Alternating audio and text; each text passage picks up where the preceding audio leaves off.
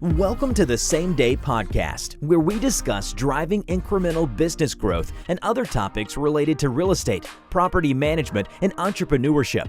Now, to the show at hand. Matt Zalk here. I'm the host of the Same Day Podcast, where I connect with top business leaders and real estate experts. Talk to a lot of people, but some interesting conversations that we had include Brooke Reuter talking about contract for deed versus lease to own, and Darren Huang, who's got 100 units under management and a host of industrial properties. Check those out for some content that is supplemental to today's conversation with Miles. Before we get there, I'm going to talk to you about today's episode being brought to you by Keyrenter Property Management. At Keyrenter Property Management, we are a full-service property management company helping our clients buy, renovate, and operate real estate assets. We help our clients build wealth while taking the headache out of property management. You're going to hear more about that today. Listen, Miles, you know how hard it is to line up contractors to get make-readies done in a reasonable amount of time. And if you don't have the scale that Keyrenter has, it can be a real pain point. But what we do is we line up our dedicated contractors and vendors so that turns happen super quickly and we can get more money back into the pockets of our owners. And that's why no matter what rental you have, single family homes, condos, townhomes, apartments, we have the management solutions you need. Go to keyrenterpmc.com or email us at info@keyrenterpmc.com. Today's guest is Miles Thompson. He's a long-term real estate investing coach and experienced investor who combines real estate analysis along with portfolio loan optimization techniques and strategies to help clients build sustainable wealth through real estate faster. Miles Thompson, welcome to the show. Thank you. Appreciate having me on. Good to I wore my have you. spiffy shirt for you today. I want you to know that I really appreciate it. And to all of our listeners out there, you should definitely watch this on YouTube because Miles is wearing an Under Armour gray polo and he's normally in a wife beater. So it's important to know. I'm putting Keyrenter on it next time though. I'm definitely sending you a shirt. I'm definitely going to send you a shirt. I wish I had a gray one that was Under Armour branded with Keyrenter on it. I'm gonna figure something out for you. Yeah. Miles, we go back. Let's tell everybody for the sake of transparency. We are like mutual clients, mutual friends. We have a almost 10-year relationship. Let's just get that out there up front. We call each other in BS, and you're in town a good amount, and it's been fun over the last decade. We have a lot of laughs. Sometimes at the expense of some of our mutual friends and professional associates. So I'll just say that up front. Love it.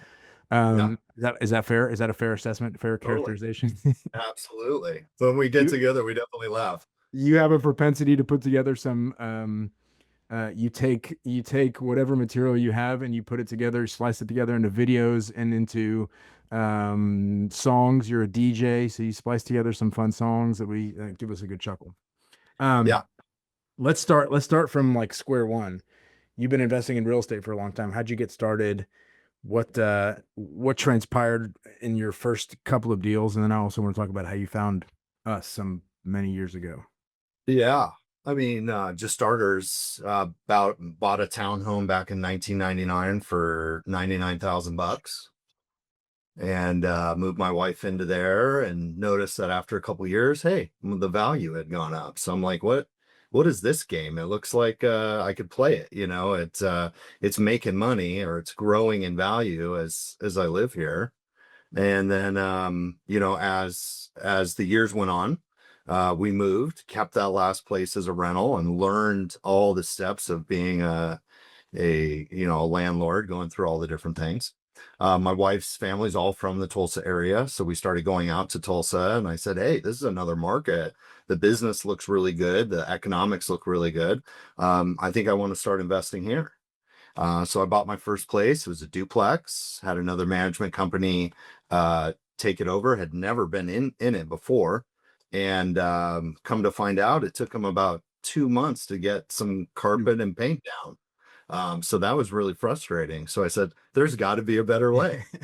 and so I called you up. You were the first guy on Google at the time. And I said, hey, I need this done. I need, paint and carpet immediately because I was out of state. And you said, hey, listen, I'll get this done in 2 weeks. I said, hey, if you get this done in 2 weeks, you can have the rest of my business. And Matt, you came through 2 weeks later. It not only was it done, but you had renters in there. And then from there, the rest of my portfolio has been with you. So, and you've always said what you were going to do. Like if you said you were going to do it, you did it. And that was like what I liked about you and Keyrenter the most. Love that. It So is. basically build a portfolio. Yeah. There in Tulsa. It should not be that hard to get some carpet and paint down on a No, rental. no, it depends on who's doing the work. I mean, when I say cheap, it doesn't mean it needs to take 2 months and be your, son that's in high school. So, You got to be able to cut a line in the paint. You got to be able to cut a Yeah. line. Yeah. How many? What does your portfolio look like now? Yeah, I mean, I've got 22, I think, in Oklahoma, smaller, and then I have a larger 100-plex multifamily, so 122 properties I in total. remember some time ago, God, you came in at like in the heyday of Tulsa real estate. I got to be honest. Yeah. You just like, I guess that you have to be able to identify the opportunity, then you got to strike while the iron's hot. But like, I remember having Yeah. conversations with you looking at properties. There were two, one across the street from the other. And I think the seller wanted like $35,000 a piece. And I went out and looked at them and I was like, I think it's worth it. And you were like, I don't know, the roof's kind of not in the best shape and the HVAC is a little bit. At the time, it was the conversation we had was something like, it's going to be $3,800 to change the AC, which of course now would be $8,000 to do. Right. And it Yeah. was like, I don't know. Should we try to wiggle them down a little bit on the price? I think we beat them up a little bit, maybe. But those houses that you bought for 70, I think we put in 10K between the two of them. And they've rented for like 850, 900, 950 since then. It must have been 2018, 2019. Like Yeah. that was just, and I've done those deals. I think at the time we were looking at each other like, I think this will be okay. And in hindsight, we're like, I wish we would have done 100 of these. Like, I know. I mean, when it was good, because the interest rates were so low, it was hard to miss to a certain degree. There's more forethought when the interest rates are double now, as to what you want to get into. You were able to put a little bit of money in rehab. And so then you knew that, hey, if I have 50 grand into this house, but I can rent it for $1,000 a month for the next 10 years, fantastic. Yeah. But what you don't look at obviously is the repair costs and stuff like that. So gradually over time, I moved my portfolio to, the older properties to nicer 2000s, 2005. My buy box has become kind of like shorter and narrower. And so, now I was listening to David Green from Bigger Pockets talk. He was in Tulsa. I think now he's in Tulsa. He lives in Tulsa, but he was just talking at a little hotel conference room, and he was saying a lot of people start in that. There's like a triangle, if you can imagine it, and the starting point is kind of cash flowing, lower income properties, and as you get stability in that portfolio and it spits off cash, you realize I probably want to be in a little bit of a nicer demographic property or whatever. So you're buying the 2000 vintages. You may be buying in Sand Springs, Sapulpa, Glenpool, that area, not Broken Arrow in Tulsa specifically. And then like as you progress from there, maybe you add the top of the triangles, one Airbnb, two Airbnbs, which are harder. They're heavier lifts. They're supposed to return higher yields, but who knows what they actually do. People are transitioning away from those now. And so I don't really know, but maybe the market's been saturated, but you've done a beautiful job of that. And then you've got your kind of still your portfolio. I'm looking at one of those two properties that we were mentioning earlier. It rents for $1,095. I mean, right. It's pretty sweet. Let me see what this resident actually, and I don't think we've had we've had turnover, but we haven't had a ton of vacancy in this thing. No, I mean, the simple fact is the market there, occupancy is extremely high. We don't have much vacancy. Markets really well. When you provide a nice product for people, they want to stick around. Yeah. So, yeah. And if you look at rents at other places, I mean, where do you get a 3-bedroom, 2-bath house for $1,500 anywhere else in the United States? I mean, I was at the National Association of Residential Property Management Conference, NARPM, the conference, and the guy was like, I'm trying to get investors to come in and buy this stuff. And I think it was Boise. He was in Boise. I said, what are you looking at? He said, well, we got these houses. They rent for like new builds. They rent for $1,800-$1,900. I said, that's great. How much do you pay for them? He said, I don't know, $450. I don't know. Is that like, right? Does that math really math? We're doing the same thing in Tulsa. You're getting $1,895 to $2,195, that range for, call it $320, and it seems like a more attractive offering. But okay, And it really is. you've now had a stable portfolio. You've got multifamily. It's a large multifamily. I mean, to be fair, you've got a large multifamily stabilized working. You've got a bunch of single family stabilized working. What are you working on in terms of coaching and training other real estate investors in the current environment? Yeah. So really like from my education of my own portfolio and figuring out how to monetize and optimize that portfolio better. That's what I'm helping real estate investors do. So essentially, no one wants to wait 30 years to, take advantage of the real estate investing that they've done. So I'm helping folks compress the time that they have to essentially be in that investment so that they can retire earlier, and secure a better future. So with that, I help train, I help coach these folks into making the steps necessary so that within 5 to 6 years they're out of the game. They've paid off their debt, they're getting cash flow in on their properties. I see a perfect investment as you have an investment property, you have liquidity in that house, and you have cash flow coming into that. So I teach them how to actually do that with every one of their real estate investments. Um, And does part of that strategy include the all-in-one loan portfolio that we can get into? Absolutely. Yeah. So that's a part of it. It's almost like taking your largest asset, turning it into a simple interest loan, and then literally you're alligatoring, you're buying off your conventional 30-year mortgages with this simple interest product. And then you're taking that additional cash flow and then you're paying down that initial loan.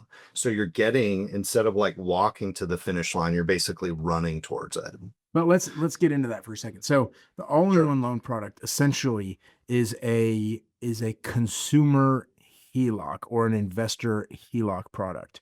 So whereas a normal mortgage product, let's not use primary residence. So my primary residence is an all-in-one loan product. I love the product, Right. great product. Thank you, Yep. Miles, for connecting me with that product. But let's use it as an investment product, for example. Instead of you could do a 30-year fixed Fannie or Freddie loan product on an investment property if you've got a W-2, and that's one option. You can also go to a commercial bank and use a 20-year amortization, a 5-year balloon payment type of 5-year term note. But in that scenario, in either one of those scenarios, you have a checking account and you're paying off that loan on a monthly basis. That checking account, you want to have some money in it because occasionally the water heater goes out and occasionally whatever, the roof needs to get redone. Whatever happens in a rental property. You want to have some security there that you're not going to be digging into your own funds or, God forbid, not have the money to do those repairs. Those Right. two, you've got money in a checking account that's paying you 2%. Then you've got in today's environment, a commercial note at 7.5% or something like that. And that is like you're borrowing money from the bank, but you're also loaning money to the bank at a terrible rate.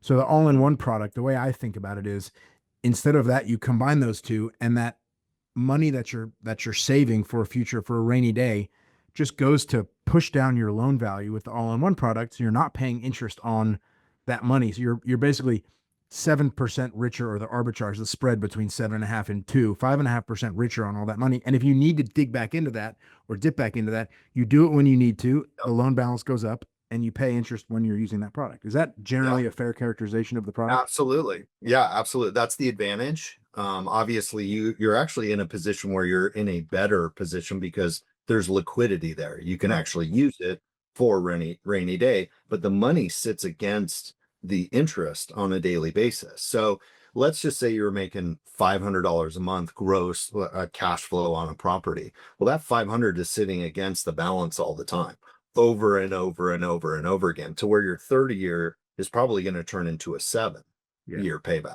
So think about that on You just keep whittling down the principal balance every month, and you're the not paying equity. Yeah. Right. The equity is actually being even built faster. Right. And so you can have up to 3 of those loans. You can have it on a primary, a second house, and an investment property. So I teach people to let's take your 3 largest equity positions in your portfolio and let's turn those into that product. And then we'll start eating down the rest of your smaller and then moving that money obviously into paying off everything. Why can you only have 3? That's a That's just specification how of the the product? company you can there's a couple other companies, but that is the product that I sell right now. You can only do 3 of those Interesting. all-in-one products on And it. Yeah. is that considered one of your 10 golden tickets or whatever? That's not a federally backed Fannie Freddie product, is it? No, it's written like a conventional product, but it sits at a bank, Got it. so it's a part of their portfolio. Got it. So if an investor had 10 what we call golden tickets, those 30-year federally backed mortgages, and they're still sitting at 2.9% or 3% or whatever I guess they wouldn't at an investment grade, they'd be at 4.5%, probably in an ideal scenario. And they want to do 3 more all-in loans, they can do it. No problem. Yes. Yep. Love that. I mean, what I love about it on my primary is that I keep chipping out. My salary goes into it. I keep chipping away at this loan balance. And then if somebody comes to me, as they did recently, and said, hey, I think this is a good investment opportunity for a company in Arkansas that's growing tremendously. We kind of made an initial investment in the venture business a while back. We want to do a follow-on round. I can just pull some of that money back out, and I don't have to think about it too much. Sure, I'm paying interest on it now that I wasn't paying before. So if I don't have the cash flow right now to do it, I just say, cool, I'll do that and I'll pay that. I'll continue to whittle that balance back down. Yeah. It's And all arbitrage. it's all arbitrage. So it's essentially you pay X amount of dollars per every $100,000 borrowed, right? Let's say $500. Can you go out to the marketplace, use that 100,000 to go make $2,000 a month? Yeah, right. Okay. And that's just the game. How does it work? You have this line of credit when you start at 30 years. If I just imagine a graph that's gone down, it's a 30-year note. So in 30 years, the expectation is that the entirety of that principal balance is paid off. I have access to 100%. So let's just say I've got $100,000 loan and I've been paying it down. Now I've got 50. And over the next couple of years, I can borrow an additional 50,000 to get to 100. And then over time, I'm going to be limited, right? Like at year 30, at year 29, I'm not going to be able to borrow $100,000 against it. Is that right? Right. Right. Essentially the years 20 to 30, or excuse me, from 10 to 30, they basically reduce it about 3% a year because they don't want you to be in it for 30 years. Now you can refinance at any time. Say 20 years in, that house went up to $500,000. Hey, great. Let's do another all-in-one on that product. But essentially, when I do that loan, it's the last loan people are going to do because they don't really when do you ever need to refinance? When do you need money? So if you already have access to the money, you've got it for the next 30 years. So it's a great product. Yeah, but to your point, if your house doubles in value, because you're in Colorado, for example, your house doubles in value in 10 years, you could refinance it and take a greater chunk out and then kind of sunset that over a different time period. Absolutely. Yeah. So who do you see, who are your best clients right now that are taking advantage of this product? Yeah, real estate investors who I'm coaching. Basically, I'm looking at their portfolio and we're coming up with a game plan. I'm basically, okay, here's what you have now. Where do you want to be in 10 years, 7 years, 5 years? And then let's put the pieces of the puzzle together, basically like a blueprint. So I coach them on a blueprint of the next 10 steps. And real estate investors, financial planners, people starting their real estate investing journey, they don't know where to start. I do a free 1 hour like coaching session where we basically delve into their financial position. And then I put together a blueprint on like what I'm going to do for them long term. And for the average person that's just starting out, for example, in today's environment, interest rates are at 7.25, 7.5 if you're doing commercial loans. I don't know what the all-in product is, but how much liquidity does somebody need right now for you to feel comfortable recommending that they buy their first product? Yeah, I mean, probably The first 40,000. Yeah. 40,000. I mean, that would be like a good starting point. Because it depends on what they're wanting to do. If they want to buy a $200,000 house in the Midwest, Wichita, Tulsa, something like that, they're probably going to need about 20% down. That could be a $150,000 house, 20% down, 30 grand plus the closing costs, about $40,000. From there, they could really learn the game. From there, they're going to have a property manager. From there, they're going to understand, landlording policies. I go through this whole concept with them through the coaching. And so it's a system in place. Do you have clients that you're recommending that they buy in Colorado instead of in the Midwest, for example? Depends on it depends on their portfolio. So I like them being in, if they're already in an expensive market like Colorado, I like them to have a couple properties in Colorado. Yeah. But I'm not telling them to buy it today. Like if they had two in Colorado today, fantastic. Let's go to a Midwest market to get cash flow. Yeah. And what do you So find? breaking it up. What do you find is the greatest challenge, hurdle, barrier for a client or any real estate investor or any aspiring real estate investor? Is it they don't like the debt? Is it that they don't have the cash? Is it that they can't find the product? They can't find the property manager? What are they most concerned about today? I think I mean, all of those, it all directs yourself back to fear. So Yeah. I have fear because I don't know the knowledge in order to make the steps. So I put them together like through my coaching, a video series that it literally explains Beautiful. A to Z how they get through those fears. And we talk about each one of those problems. So once they're educated, once they understand, they want to buy a house, soon. Is that available through your website? How do people find that if they Yeah, want to? mileshomeloan.com/coaching. You can just go there, connect with me. We'll do a free one-on-one strategy session and see if it's the right fit for them. I love it. I think, Yeah. we have a lot of rental properties and my wife she's an owner on on everything we own, obviously. And we have a lot of rental property. And, she, there was a period in which we signed the mortgage docs for our first house. And she was like, I could never, and you have to sign so many documents. I mean, there's Yeah. everything from like, if the title company made a mistake, that the Scribner's error, they have the right to correct it, to, you're signing, your firstborn child away to the mortgage. But like she walked away from that meeting being like, I could never have done that without you. And I'm like, just sign here, sign here, sign here. And Yeah. so getting into the process is a daunting. Signing your first mortgage, and many of your clients will already own their primary residence. I did not own a primary residence when I bought my first investment property. And and Jody, we were buying our first primary residence together. That was the first real estate that she'd owned. It's a daunting process. And you read the stuff and you're like, I'm signing away a lot here. I'm making a lot of signatures, and I'm signing like a lot of technical lawyer jargon in this document. So I can see that it's a daunting process for a lot of people. It really is. I tell people it's kind of an analogy of like planting your first tree in the backyard. You got to go get it from the tree farm, and you got to, get all the nutrients and everything else. Then you got to dig the hole, and then you have to plant it. But once you plant it and you start watering it, it's just like how your kids grow. I mean, 2, 3, 5, 10 years, and that tree's huge. Now you're really enjoying your shade. Let's talk. So Yeah. I talk to people about that. They get that, but that 30 days of dealing with that, being under contract and closing, it's stressful. Yeah. Whether you're buying your first or buying your 100th, there's always, something that comes up. But having a coach that's gone through it really helps people, feel better about the process. Let's talk about family for a second. You're the proud father of 2 beautiful girls. They're now matured vis-a-vis my 5-year-olds.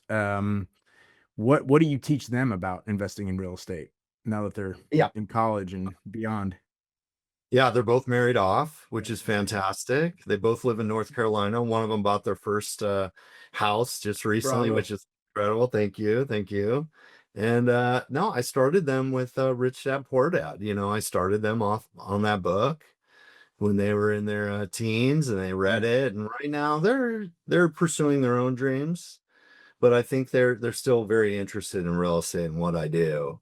Yeah. It's just at this moment now, not a lot of that, but we tried to teach them as many, like, financial things, how to deal with bosses, what's a W-9, what's a 1099. I think those are really, those are important things to know. Yeah. That's just not taught, before typically you get into those things. So It's crazy how many people are not financially literate. They don't understand a mortgage. They don't understand credit scores and so much of that. I mean, when I was a kid, I used to walk into my dad's office and he'd be cutting a check. Back in the day, you had your checkbook and you balanced your checkbook at some period. I think he did that far into the internet age period. Now I think he's given it up because it's 2025. But he used to write a check to the mortgage company, and he would he'd show it to me. This is a check that I write because we've borrowed money and we're paying money back. And twice a month he'd cut that check and he'd send it in. And I was 5 sitting on his knee, right? But I understood Mhm. what so many people do not understand. And so first, thank you to my dad for providing financial literacy. But it's not something that's like really taught, I don't think, in middle school and high school. Like at some point you're going to be on your own and you don't want to pay rent forever. You should, follow the following process to help build wealth for your life and your families. But Yeah, good for you for I starting him on Rich Dad Poor Dad, the seminal book in real estate investing. it really is. Yeah, I think the first thing we taught them is really like, if you really want things, you got to work for them. Yes. So we started them at like 5, 6 years old of opening up a store. And so they would actually get Thompson bucks. So we actually made our own currency, and they would do little chores around the house. And at the end of the month, they'd get to go to the store. Well, at some point, like a couple years down the road, their friends had real US dollars, and they started asking us for them. Like, hey, can we exchange the Thompson bucks for a regular dollar? And I said, well, you can have a dollar, but I need 10 Thompson bucks. And they're like, well, that's not fair. And I said, well, you just learned currency exchange. This is backed by the full faith and whatever of the United States, and this is backed by our family. That's it. So we still have our Thompson bucks, so you can have some Zalk bucks. I love it. Open up that store for those little jobs around the house. It was great. Inflation has really hit. I had my 5-year-old lose a tooth the other day, and her expectation of what the tooth fairy was going to deliver under her pillow was dramatically different than mine. It wasn't a quarter. I mean, it was $10. $10. I go, $10. First of all, what are you going to do with $10? It's a lot of candy. Second of all, where did you get that number? The kids start talking at school, and all of a sudden, and I'm like, am I going to fight her over $9 or $5? I'll just give her the $10, and that's how it starts. I'm big on, kids. I have 4. They are always bickering and fighting, and they're like, one will say like, I'm smart. I'm big on saying, smart is the permission to play. That's the entry level. You got to work hard. So if you ask my kids, what's more important than being smart, they'll say working hard. And I'm like, that has been many years of drilling that into their heads to get that across, that you can't just be smart. You've got to work your butt off to get somewhere in life. Well, you're doing awesome. 4 kids. Congratulations. That's huge. Oh my God. It's so much. Cool. So, we've talked about the on-loan product. We've talked about aspiring real estate investors. Do you still think that there's good opportunity in Tulsa, in the Midwest? I mean, have you been continuing to add to your portfolio recently? Not recent. I've kind of spent more time on the coaching side, but that doesn't mean I'm not gonna jump back in. I'm sure that's right around the corner. I think there's definitely possibility. Like in my course, I teach people location. Yeah. And what to look for and who to talk to and how to actually come up with the knowledge of, is this place in a path to progress? Yeah. Where are we at in this area? Yeah. And why should I even invest here? And once they come up with that determination, appreciation is going to happen. Yeah. It's just a question of, is that the market you want to be in, or is there another one? You bought in Glenpool a while back, maybe 2-3 years back, 4 years back. I bought one Wednesday of this week in Glenpool. I did not want to buy this house. It was the best of a bunch of terrible options of getting a client of ours out of a situation he did not want to be in. The husband and wife did not want to be in. And so now I'm with you in Glenpool, and I'm hoping that 75 corridor will really, will expand. I think we passed something at the Planning Commission that allows for easier transition of zoning from mixed use residential to like pure commercial. So I'm hoping that corridor expands and the path of progress moves south towards Glenpool. And I wanted to say to you, you're welcome for passing that thing on the commission. First of all, second, I'm pleased to be your neighbor down in Glenpool. I think it holds a lot of promise. Blue collar folks. I mean, my properties have always, stayed occupied. So yeah. I love it. I do still think there's opportunity. I'm wondering if like new builds are the way to go. Some of the stuff, newer vintage, lower operating costs, expenses, and there's just not just the constraint in supply because people are still sitting on their 2.5, 3.5, 4.5% mortgage rates, really makes it difficult. And if interest rates drop, then we're back in a situation where prices are going to go up because people can now afford more. And there's so many people that are sitting on the sidelines waiting to buy their first primary residence. This is a tough market out there across the country. Yeah. Um, I like the single family 3-2 bread and butter yeah, last 15 years. Mechanicals have already been switched out more than yeah. likely. You can consider it almost a new build, and you've got the backyard already completed and everything else. So outside of the new builds, last Well, 15-year new product is build, good. new builds certainly are hard because people have an expectation that they buy a new house and they get like peak rents. And that's true like 2 years into the new build. But when you have a neighbor across the street that is not complete, sod not laid, a bunch of Yamaha tractors coming up and down the street to, push concrete around dirt, plant trees, whatever, it's not as attractive. It's not as attractive of a proposition to a tenant. That's the problem. Is there still a crime map that they do on Redfin or one of those sites? There used to be, and I think they got rid of it. I think that may at some level be like a HUD violation, a redlining something. I haven't seen that. I haven't seen it We were definitely using that back in the day. I mean, or the I, Mad Zauk, like you yeah, want to stay below Pine and have bad that was street, the near you know. north. The near north. I still think where you have your stuff, those two houses that we mentioned, like that's still a great area. Mhm. That now, I mean, that has progressed in such a beautiful way. There's a bunch of, not only has Habitat for Humanity invested a ton of money up there, there have been uh, uh, so many real estate investors that have flipped houses and improved the area. But it really is just a situation where downtown has become such a hub, and all the people that work downtown in service-based industries, that it could be they're bartenders, they're serving food, ice cream, whatever, they want to live close, and so they stay in Yeah.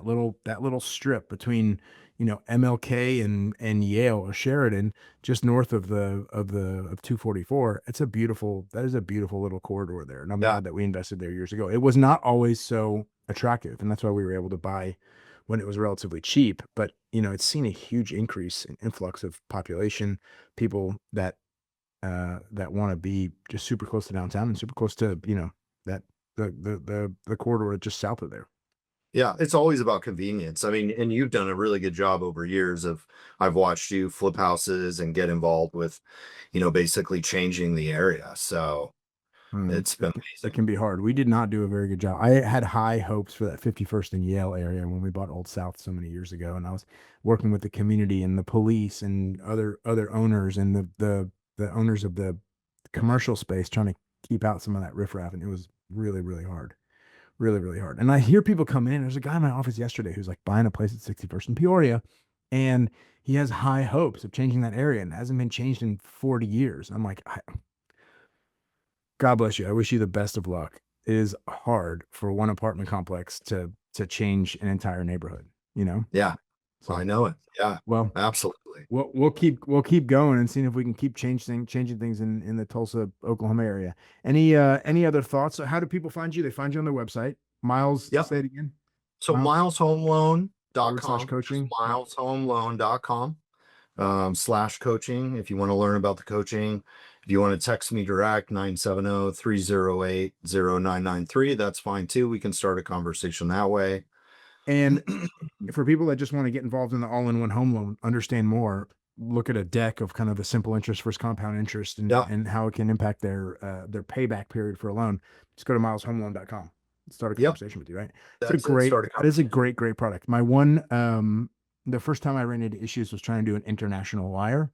That didn't work. So if you want to do an internet, if your whole personal life is predicated on doing international wires, this is not the product for you. But for any other people who are steering clear of international wires or want to use TransferWise or something else, another product. This is a phenomenal product where you have access to your liquidity, to your cash, even Yep. though your note is paid down. It is just a massive HELOC or whatever size house yours is. I guess it scales. It's just a big Yeah. HELOC that you can draw from over time and pay back. I love it. Yeah, whether you want to pay off your house faster or whether you want to use that liquidity to buy more property, you get the best of both worlds. So really, That's actually amazing because you need to come up with a down payment. How does that work? So when the bank, if you're going for your second all-in-one loan product and you're pulling equity from your first, do you have to like transfer it out and put it into a separate account and season those funds, or do they just say, look, you got a bunch of equity in here and it's your money? They know you're going to bring 20% out of that in that first loan. They'll take account of what that monthly payment will be, and that'll go against your debt to income. But yeah, you can absolutely use it. Okay, so as opposed, go ahead. No, as opposed to just having the cash sitting in a bank, where they would say, okay, the cash sitting in the bank, it's not. Yeah, you can do either way. Yeah. It's liquid, right? I mean, when you look up in your bank account, you see the all-in-one, you see that number at the top of your actual credit. Well, I always see my checking account says 0. So for anyone listening, that's because your checking account, whatever. So imagine your salary goes in there and your salary is $1,000 a month. At the end of the day, every night at midnight, it sweeps into your loan account. And so now my loan account will show $1,000 lower and my checking account will show $1,000 less. So my checking account always sits at 0. And if I need liquidity, I pay it out of the checking account and it just comes off my loan, or it adds back to my loan. It comes out of my checking account. Great product. But how much interest, by basically looking at this, we looked at it, and you're going to save probably $750,000 in interest. Yeah. Just by changing that one thing. So I'm not showing people how to actually add more money. This is like doing the same thing you're doing without changing your lifestyle. Yeah. It's just one other way of doing this. Why? So I've talked about this loan product to a bunch of bankers here in town, and they're all like, wow, this is amazing. Like, why do more people not know about this product? And why are more people not doing this product? Yeah, it was a commercial where you could use a sweep account, essentially very similar to, let's say, like a motorcycle company had a real estate, but then they had like a retail shop, right? So they made 80 grand in the week of retail. Well, they could sweep that money directly into the real estate holding and essentially lower the interest. So it's been in the commercial space for a long time. On the residential space, it really hasn't taken off because banks don't really want you to know how to figure out how to pay less interest. Yeah. I mean, when they know that, 50% of their interest is going to go away, they're not putting that out on the nightly news. Yeah. So essentially, you can keep half of your interest just by changing one thing in your process. Well, you could also just pay down your 30-year conventional loan much faster, but then you don't have access to the liquidity. That's the most comparable situation that I've thought of. If you're, every time your salary comes in, you just sweep it over to your principal on your 30-year conventional loan or your commercial, you can do it. But then going back to them and being like, hey, I ran into a tight spot and I need some cash. I need that money. Yeah. They're not giving it back to you. Yeah. And your mortgage payment doesn't change. It sticks in the, it's going to be the same the next month in your normal 30-year mortgage. Yeah. So you can do that, but the mechanics of the bike, basically a bike, I mean, it doesn't run as efficiently as having it all together. So love to teach people out. Most of the time when people save money already, they're savers, but they want to get out of their payment within 5 to 7 years. They are blown away by talking to me and figuring out how this works. Because once they do, it's kind of a no-brainer. Why would you want to pay over 30 years? Yeah. Great product. Miles Thompson, besides being a longtime friend, a long-term real estate investing coach, an experienced investor who combines real estate analysis along with portfolio loan optimization techniques and strategies to help clients build sustainable wealth through real estate faster, which is what we all want. Miles, I appreciate you being on the show. Thank you so much. Good to connect. A lot of fun. We'll come see you pretty soon. Always a pleasure. All right, brother. Take care. Bye. Thanks for listening to the Same Day Podcast. Tune in to a new show each week and be sure to subscribe to get future episodes.